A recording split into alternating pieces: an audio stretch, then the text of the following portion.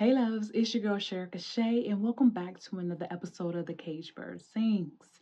And so this particular segment, we had a young lady reach out to us.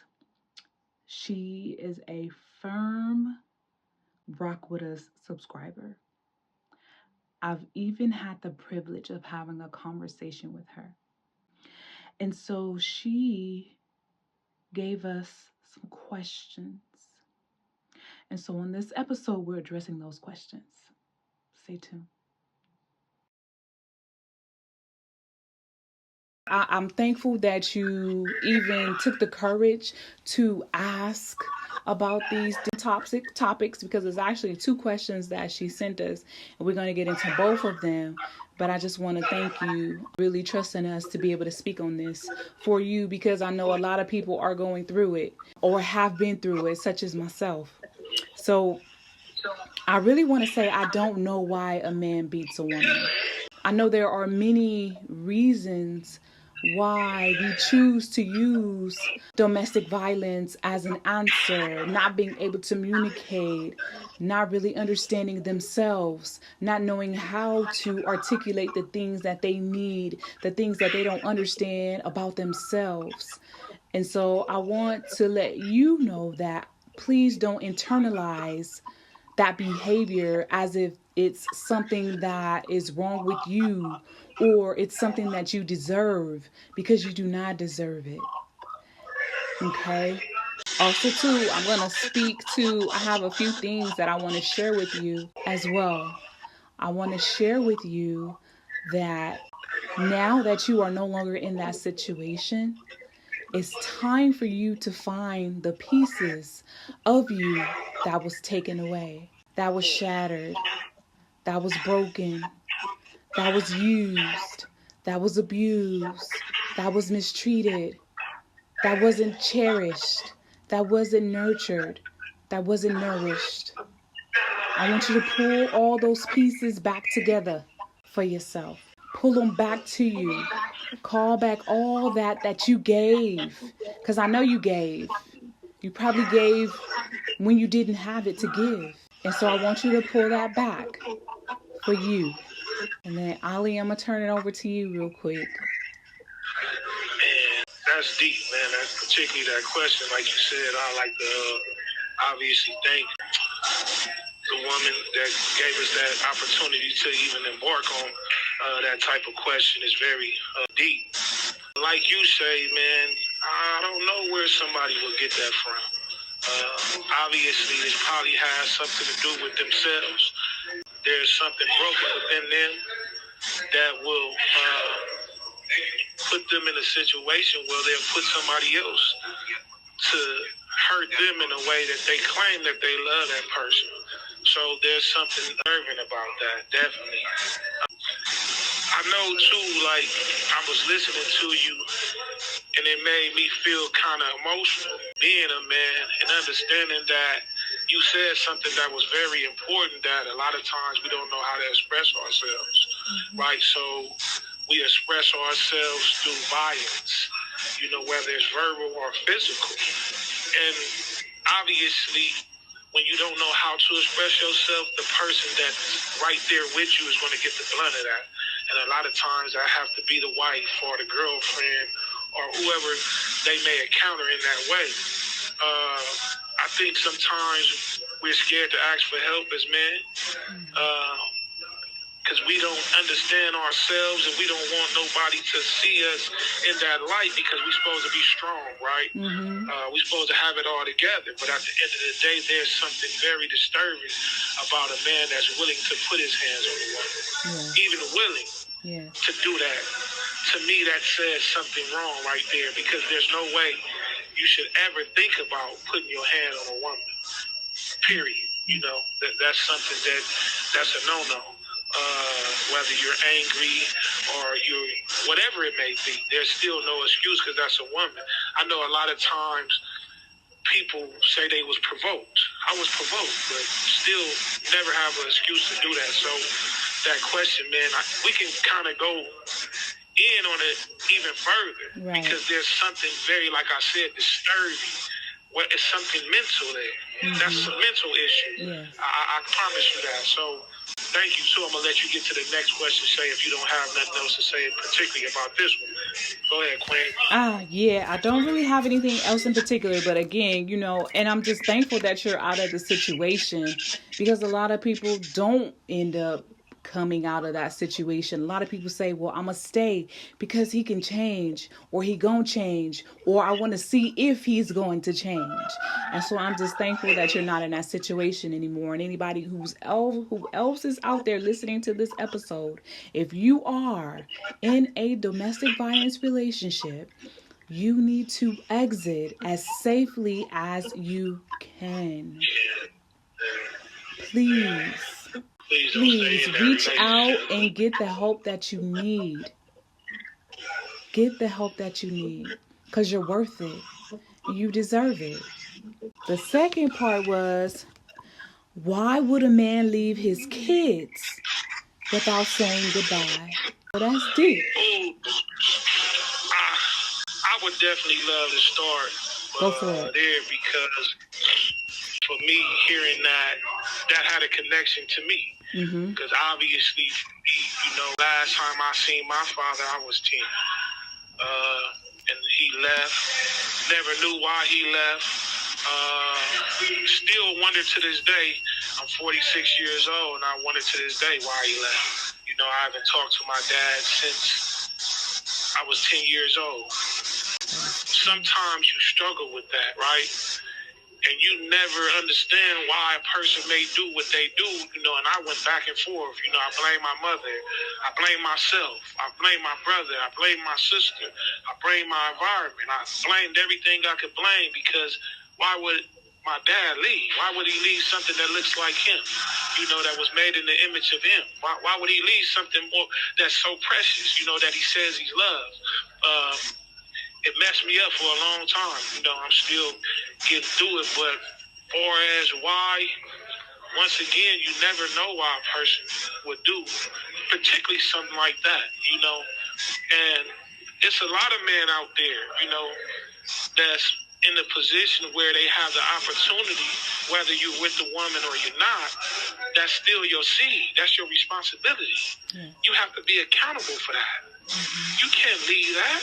No matter the condition, that child needs you. Yes. In whatever form and whatever capacity. I say this with all due respect, because as a black man, I know we're in a position where we do this often, right? And we don't hold ourselves accountable because we make the excuse. It has nothing to do with the woman. It has everything to do with you, right? Yeah. When you lay down with her, whatever the case, that was instant accountability and responsibility. And if you wasn't ready for it, you shouldn't have did it. Right? There's no excuse. Right. So when somebody puts somebody in that situation, and it happens often, Sherika, a lot of times we got to understand too, like, when we attract something, it might necessarily not be the right attraction. So we can't fault him in that sense as well. We have to look at itself, because we have to take accountability for it too. Yes, right? Absolutely. But at the end of the day, when you bring something in the world, it's on both parties, right? And sometimes these dudes, I'm just being honest, because I was one of them, right? I didn't have the understanding and the ability to know what that meant to bring life in this world. A lot of times we're children still in the mind. We still think like a kid. So I'm going to let you take the rest of that and speak to it, Sherika. All right, sir. All right. Yeah. So why would a man leave his kids without saying goodbye? That is heavy and that is deep. I have a few things for you. So I want to say, some people are on assignment to try to break you, to try to break your spirit and try to break your heart. And so because I had a conversation with the guest, I know that you birthed kings. And so your children are here for a reason. God gave you those children for a reason. I want to encourage you to put your children in some type of therapy now. And let me tell you why. See, because there is going to come a time when they really want to know why. When they need their father now. But there's going to come a time where they're going to be battling with themselves. We don't want them babies to internalize it. What's wrong with me? As if you, like I said to you earlier, do not internalize it as if something is wrong with you. So that's why I'm encouraging you to put those babies in therapy now so that they can get tools to work with and that they'll understand and know that it has nothing to do with them. Daddy needs healing. Their father has issues that he needs to deal with. It's possible that he knew that he had to get away because they've seen so much damage of what he's done. And maybe he was ashamed and didn't know how to say, I'm sorry. He'd rather just leave. But I don't know. That's my heart. I don't know what his heart is. But please get your babies into some therapy as well as yourself. And also too, I need you to recognize the signs.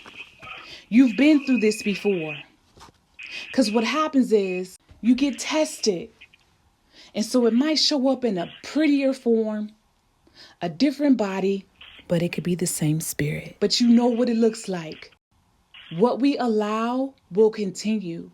What we allow will persist. Do not allow what is not good for you to continue to persist. I have something that I want to give to you as well. You are not what has happened to you. It is a part of your testimony. It is not your destiny. It is not your end destination. Stay committed to your growth. Days will be hard. You will not feel like things are getting better. But take those small steps to come home back to you. Affirm that you are worthy of being happy, loved, respected, and adored because you are. Forgive yourself because we do play a role in staying. We do play a role in trying to make it work. So forgive yourself. Forgive yourself in time. Because it's going to take time. Pour into yourself. Because again, you are a king's mom. Because that is who you are raising. God has granted you that. You are king's mom. I need you to hear that, Queen. Hear me when I tell you this. So you can allow what's good and something right to come in. Forgive the father. Take your time in forgiving him. See, you don't even have to bash your children's father. They've seen him in action. They've seen what he has done. He will, in time, have to become accountable. Whether them boys choose to allow him back into their lives, whether he choose to work his way back into their lives, he will have to deal with that. You do not have to bash. You do not have to destroy. You do not have to talk down, but you do have to be honest with your boys. Be honest with your children. Have those conversations. Hug on them. Love them. Again, let them know that it has nothing to do with them. They are beautiful as they are. They are lovely as they are. And on that note, Ali, do you have anything else you need to say or would like to say?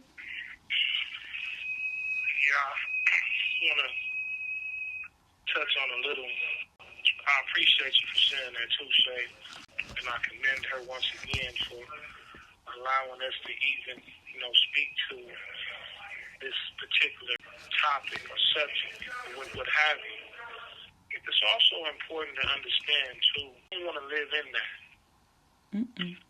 Now that you've gone on your way and he's gone, I think sometimes what we miss is the best thing ever to happen for you and those boys is that he did what he did.